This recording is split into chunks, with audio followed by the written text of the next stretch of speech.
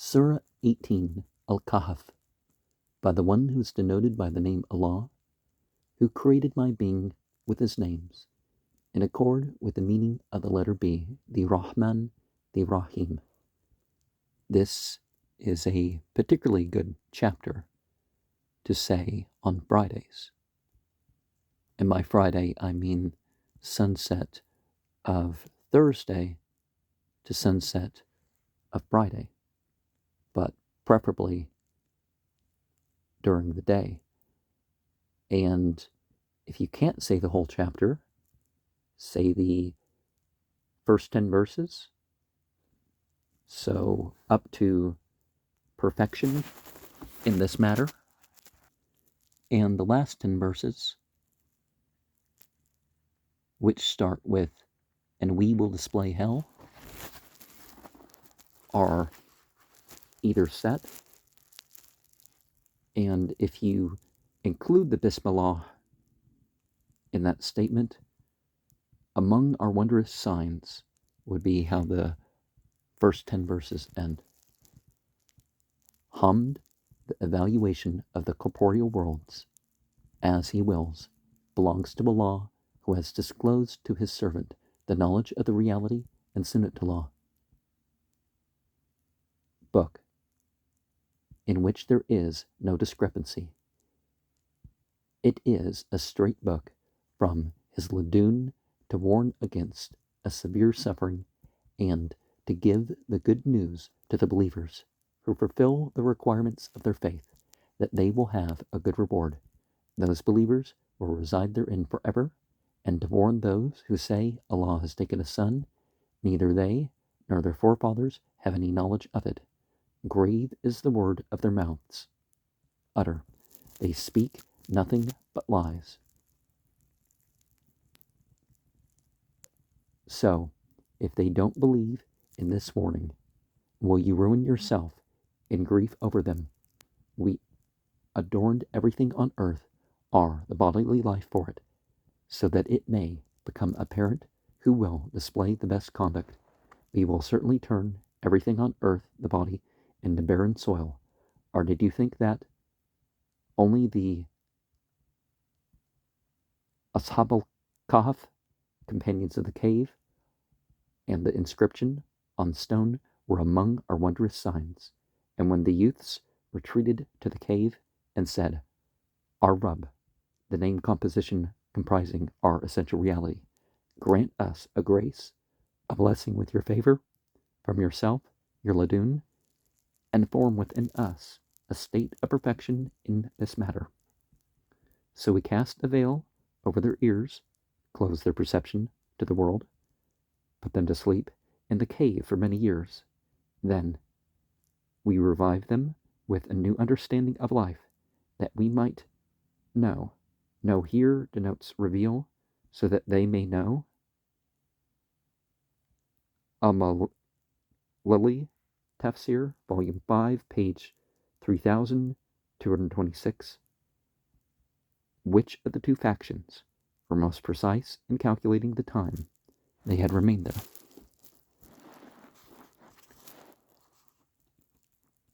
We narrate their story to you in truth. Indeed, they were youths who believed in their Rabb, Rabbihim, as their essential reality in their consciousness. Hence, we increase them in experiencing their essential reality. We put a nexus in their hearts, fix their consciousness upon a state of constant observation. They, those youths, stood up and said, "Our Rabb, the dimension of names comprising our essence, is the Rabb of the heavens and the earth, the one who forms everything in existence with his names. Never will we accept as a God, an administrator in existence, besides him, equivalent to him. For if we speak the contrary, we would have spoken an absurd thing that defies the mind and logic. These are people who have deified the results of their baseless assumptions, have taken gods besides him. If only they can show a clear proof of the power of these gods, so who is more unjust than one who lies and slanders against Allah. Since you have distanced yourselves from them and the things they worship besides Allah, retreat to the cave so that your Rabb may spread his grace over you and form a benefit for you from what you do. When the sun rises, it turns from the right side of the cave, and when it sets, it passes from their left side. They are within an open space thereof. This is a sign of Allah. Whoever Allah guides to his essential reality is enabled to reach the reality, and whoever he leads astray, never will you find for him a friend, guide to enlighten him. You would have thought they were awake, though they lay asleep, as though dead. We turned them to the right and to the left, and their dog stretched his forelegs at the entrance of the cave. Had you seen them in that state, you would have turned away from them in flight. You would have been apprehensive and frightened. Thus we resurrected them, a quality of the name Ba'ath manifested upon them, so that they may question one another about what they experienced. One of them said, "How long have you remained?" Some of them said, "We have remained a day or a part of a day." The others said, "Your Rabb knows better how long you remained. So send one of you with this silver coin money to the city, and let him see what food is clean, and bring back some sustenance for you. Let him be cautious, and let not others be aware of you. For if they become aware of you, they will stone you to death, or turn you to their belief. Then you will never have the opportunity to succeed." So we inform them about them, so that they know the word of Allah, resurrection is truth, and that at the hour of death there is no doubt. When they were arguing about the affair among themselves, they said, "Construct over them a building. Their Rabb knows best about them, about what they are." Those whose word prevailed over the matter said, "Surely we will construct over them, the people of the cave, a masjid, prayer house." They will say, "They were 3, the 4th was a dog. They were 5, the 6th was a dog." This is merely guessing at the unknown, ranting and fabricating about things they do not know. They will say, "They were 7, the 8th was a dog." Say, "My Rabb knows better their number. None knows them except a few. Do not argue about them other than exchanging ideas, and do not ask them anything about them." And notice that we're saying their Lord knows best, and the people who argued and were creating issues were the ones who put a shrine over their grave. Islam does not allow even a large gravestone if there's a choice, keep it a diagonal across the hand or smaller,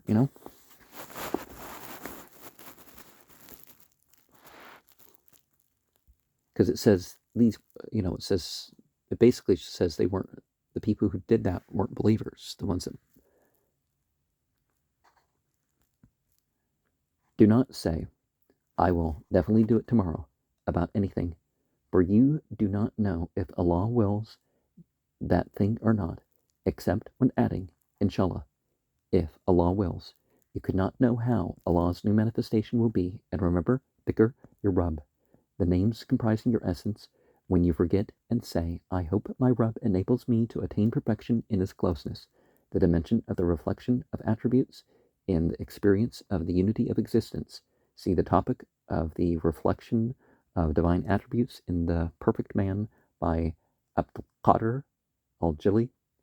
And some say they remained in their cave for 300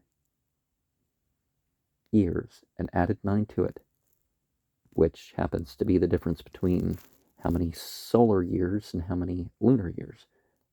Say, Allah knows best how long they remained. To him belongs the unknown aspects of the heavens and the earth. He is the one whose sight and hearing cannot be comprehended with the mind. They have no friend or guardian besides him, and there is none to share his verdict.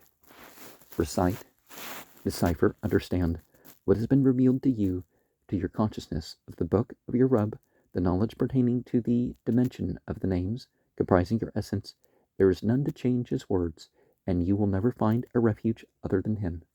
Keep yourself, consciousness, patient with those who pray to their Rub in the morning and the evening, seeking his countenance. Do not turn away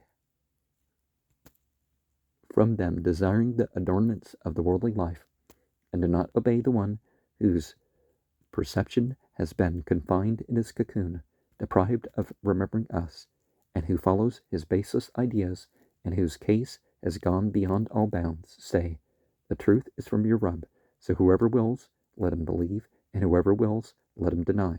Indeed, we have prepared for the wrongdoers a fire whose enormous waves have surrounded them from all sides. If they call for relief, they will be relieved with water like molten lead, which scalds their faces. How wretched a drink, how wretched an abode. Indeed, those who have believed that the one denoted by the name Allah is manifest with his names, and that he is the Ahad and the Samad, and who fulfill the requirements of their faith, surely we will not allow to be lost the results of their righteous deeds. For them there will be paradises of Eden, underneath which rivers flow. They will be adorned therein with bracelets of gold, and will wear green garments of fine silk and brocade, resting on couches. How excellent a return, and how favorable an abode. A metaphoric narration of the heavenly state of life. Please refer to 1335 and 4715. Surah Ayat. My Rasul, messenger, present to them the example of the two men. We gave 2 gardens of grapevines to one of them, and encircled them with date palms, and placed crop fields between them. Both the gardens produced their fruit, and did not fall short in anything, and we caused a river to gush forth between the 2 gardens. This man had other means of income as well, so when he came across the other man, he said, I am greater than you in wealth, and mightier in number. And he entered his garden, wronging himself. He said, I do not think this wealth will ever perish. I do not think the doomsday will occur, and if I am indeed returned to my Rub, I am sure I will find even a better life than this. His friend said to him, Are you denying your essence? He created you from dust, then created you from a sperm drop, and then made you into a conscious man. Thus, who is Allah, my Rub? I do not associate anything with my Rub, the names comprising my essence. If only you had said, when you entered your garden, Mashallah, the formation is by the will of Allah, La quwwata illa billah, power which appears to manifest on me, belongs only to Allah, although you see me less in wealth and children. And I may mispronounce some of these things because sometimes we've seen the transliteration, a K when there should be a Q, or a Q when there should be a K, and no diacritical marks. So it may be that my Rub will give me a better paradise garden than yours, and will send upon your garden a calamity from the sky, and it will become a dry, dusty ground, or the water of your garden will be sunken down into the earth, and you will not be able to find it again. And his wealth was encompassed and ruined. In the end, he was rubbing his hands about in loss over what he had spent on his garden, which had collapsed upon its trellises, saying, I wish I had not associated anything with my Rub. He had neither a helper besides Allah, nor the strength to fend for himself. Thus, as can be seen, the manifestation of the name Wali belongs only to Allah, the truth. Allah is the one who enables the state of Walaya. He is better in giving reward and better in enabling the experience of an outcome. Present to them the example of the worldly life. The life of this world is like water. We break down from the sky, which mixes with the vegetation of the earth. Then this vegetation becomes dry remnants scattered by the winds. Allah is muqtadir over all things. Wealth and children are but the adornments of the worldly life. They are transient and temporary, bound to perish, but the enduring deeds done as the requirements of faith are better both as reward in the sight of your Rub and as expectation. The day we make the mountains walk, render dysfunctional the organs, you will see the earth naked. We will gather all of them such that none will be disregarded. They will be presented to their Rub in rows according to the level of their faith. Indeed, you have come to us as we created you the first time, cleansed from the identity as pure consciousness. Perhaps you did not think we will form this phase for you. The book, the full record of an individual's life, will be laid open, and those who are guilty will be filled with dread at the information they see, and will exclaim, "Oh, woe unto us! What kind of a book, recorded information, is this?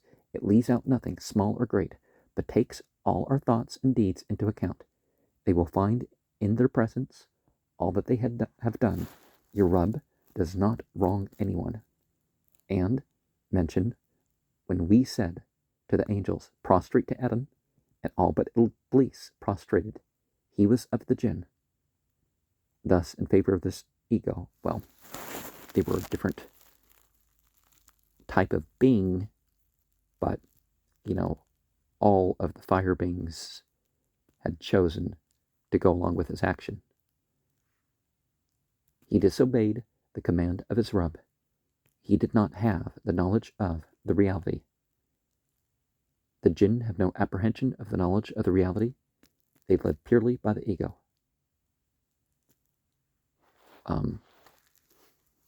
Well, not all of them have chosen to remain as demons, as we see in other chapters in Hadith. So, do you take him, Iblis, and his offspring as friends in my stead, despite their enmity towards you? How bad a choice of friends for the wrongdoers. I did not hold them, the jinn, witness to the creation of the heavens and the earth, are to the creation of themselves. Never can those who lead the people astray be in servitude to me. During that time when it is said, "Call my partners whom you assumed existed," and they will call upon them, but they will not respond to them. We have put an unsurpassable barrier between them. When the guilty ones saw the fire, they were certain they were going to fall in. There was no other destination for them but the fire. Indeed, in this Quran, we have presented the truths with every kind of example for the people, but man has ever been most keen on arguing against the reality. What can prevent the people from believing and asking for forgiveness of their Rub when there has come to them a guide, Rasul, leading them to the path of the reality, other than waiting for the precedent of the former people to befall them, or for the punishment to appear directly in front of them? We disclose the messengers only as givers of good tidings and as warners. Those who deny the knowledge of the reality strive to cover the truth with baseless ideas. They took my signs and the things of which they are warned as amusement. They did not take it seriously enough to evaluate it. Who can do more wrong than the one who is reminded of the proofs of his Rub, inherent divine qualities, but turns away from them and forgets what he prepared and put forth with his own hands? Indeed, we have imprisoned them in their cocoons for not realizing the truth due to their denial, and placed a heaviness into their eyes. Even if you invite them to the reality, they will never attain guidance. Your Rub is the Ghaffar and possessor of grace, effacer. And it's not part of this. Had he willed to enforce the consequences of their doings immediately, surely he would have hastened the suffering, death. Rather, there is an appointed time for them from which they will never be able to escape. These are the cities we destroyed for having wronged, and we had appointed a time for their destruction. And Moses said to the youngster in his service, "I will continue traveling until I reach the junction of the two seas, even if it takes me many years." But when they reached the junction of the two seas, they forgot their fish there. So it, the fish, took its course into the sea and was gone. A little after they passed their meeting point, Moses said to his servant, "Bring us our lunch. This journey has certainly exhausted us." Moses' servant said, "Did you see? I forgot the fish near the rock. Satan made me forget to remind you, and it, the fish, wondrously came to life and delved into the sea." Moses said, "That is what we have been seeking." So they returned, following their footprints, and they found a servant from among our servants to whom we had gifted grace, enabling him to experience his reality and to disclose through him our knowledge, the manifestations of divine attributes as the pleasing self, nafsa mardia, from our ladun. Moses said to him, "I would like to follow you so that you teach me from the knowledge that has been disclosed through you." Khidr, the green one, said, "You will not be able to bear being with me. Your creational program and function are tuned for the exterior, the perception of the eye. You cannot comprehend the interior dimensions of the unknown due to the requirements of your specific function. How can you bear to witness an event when you are unaware of its essential reality?" Moses said, "With the will of Allah, you will find me to be of those who are patient. I will not object to you in any of your affairs." Khidr said, "If you are to follow me, you shall not ask me any questions regarding how and what I do until I explain to you the reality of it." So they set out until when they embarked on a boat, Khidr made a hole in the boat. Moses said, "Have you made this hole so its people may drown? Indeed, you have done a grave thing." Khidr said, "Did I not tell you that you could not bear being with me?" Moses said, "Do not rebuke me for forgetting my word. Do not make my job difficult for me." So they continued on their way until when they met a little boy. Khidr killed him. Moses said, "You have killed an innocent person, other than for retribution. You have certainly done a horrendous thing." Khidr said, "Did I not tell you that you cannot bear being with me?" Moses said, "If I should ask you about anything after this, then do not keep me as a companion. Let this be my final excuse." So they continued on their way.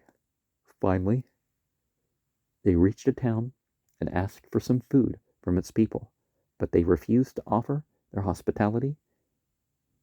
Then they, Moses and Khidr, saw a wall about to collapse. Khidr restored the wall. Moses said, "If you wished, you could have obtained a payment for this job." Khidr said, "This, your third objection, has marked the end of our companionship. I shall give you the interpretation, the inner meanings of the things you could not bear witnessing. Let us start with the boat. That boat belonged to the poor people working at sea. I willed to make it faulty because they were to meet a king who would seize every boat by force. Since the king was not to take a damaged boat, I actually salvaged the boat for the people in order to help them. As for that little boy, his parents were both believers, but we feared he would make them fall into transgression and disbelief through the person he was to become when he grew older. So we wanted their Rub to substitute for them one who is better, purer, and closer to his grace." As for the wall, it belonged to two orphan boys in that city. Underneath it, there was a treasure that belonged to them, the two orphan boys, and their father was a righteous man. So your Rub willed for those two boys to grow older and reach maturity and extract their treasure as grace from your Rub. I did not do these things out of my own accord, so this is the interpretation, inner meanings of the things that you could not bear to witness. They ask you about Dhul-Qarnayn, chief of the two horns. Say, I will recite to you a dhikr remembrance about him. In the Bible, it's Zul-Qarnayn. Oh, and tonic. We established him upon the earth and made easy for him every path to attain his wishes. So he followed away. When he finally reached the place where the sun set, he found it setting in dense dark water, and he found people there. We said, "Oh, Dhul-Qarnayn, you can either punish them or do good for them." Now, this says, literally, it's, he reached a place at the time of sunset. So it's not saying the sun sets in a muddy spring or some silly thing like that, at least not in Arabic. Dhul-Qarnayn said, "We will punish the one who does wrong, and he will be returned to his Rabb, and he will punish them with an indescribable torment. But whoever believes in the reality and fulfills the requirements of his faith, the return of this is best for him. We will apply our command of ease on him." Then he, Dhul-Qarnayn, followed another way until he came to the place of the rising sun, the place where the sun rises from the lowest point in the north without actually setting. He found it rising upon a people for whom we had not made a cover against the sun, i.e. the sun never disappeared. So, part of the year, you go far enough north. But actually more, it's, again, this is what he saw at the time of the sunrise. Thus it is, we had encompassed him with what he had. Then he, Arnain, followed one other way. Finally, he reached a place between two mountains. He found people there who were almost unable to evaluate any warning. They said, "O Dhul-Qarnayn, indeed Gog and Magog are causing corruption on earth. So, shall we pay you a price so that you make a barrier between us and them?" Dhul-Qarnayn said, "That which my Rabb manifests through me is better. But assist me with your strength, and I will make between you and them a barrier. Bring me the blocks of iron, until when we leveled both sides, he said, blow with bellows, until the iron, became red hot. He said, bring it to me, that I may pour molten copper over it." So they were neither able to pass over it, nor penetrate through it. And it was the earthquake in the 1100s of the Common Era. But the Persians built metal gates,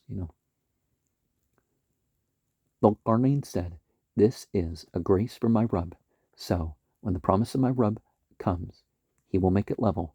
The promise of my Rabb is true.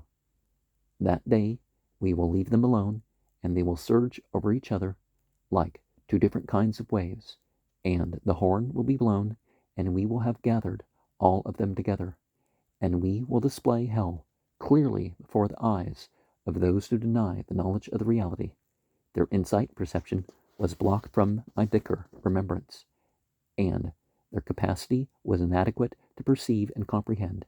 Did those who deny the knowledge of the reality think they can leave me, deny the quality of the name Wali in their essence, and take my external servants as guardians? We made hell an abode for the deniers of the knowledge of the reality. Say, shall I inform you of the greatest losers as a result of their deeds? They are the ones whose efforts in the worldly life have gone to waste, while they thought they were doing good.